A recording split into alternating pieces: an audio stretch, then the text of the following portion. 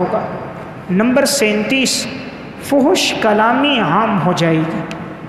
فحش کلامی عام ہوگی، اس کا مطلب لوگ بیہودہ گفتگو، بکواس، گالم گلوچ یہ لوگوں کی زبان پہ زیادہ ہوگی۔ آج ہم دیکھ رہے ہیں کہ یہ بات بھی ہمیں نظر آتی ہے، لوگوں کی زبان پہ فحش کلام زیادہ نظر آتا، بیہودہ گفتگو زیادہ نظر آئے گی۔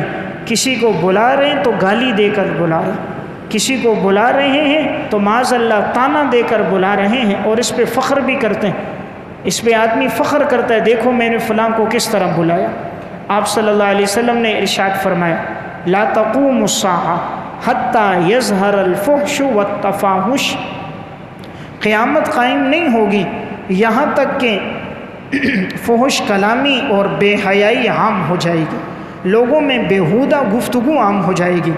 آج معاذ اللہ گفتگو ہو رہی ہوتی ہے نازک مسائل پہ، میاں بیوی کے نازک مسائل پہ، مباشرت پر، اس طرح کی فحش گفتگو چل رہی ہوتی، یعنی تلاوت اور ذکر کی توفیق نہیں۔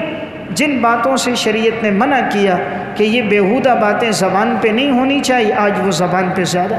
تو جب اللہ ناراض ہوتا ہے تو زبان پہ خدا کا ذکر نہیں ہوتا، جب اللہ ناراض ہوتا ہے تو زبان پہ پھر یہی بیہودہ باتیں ہوتی ہیں۔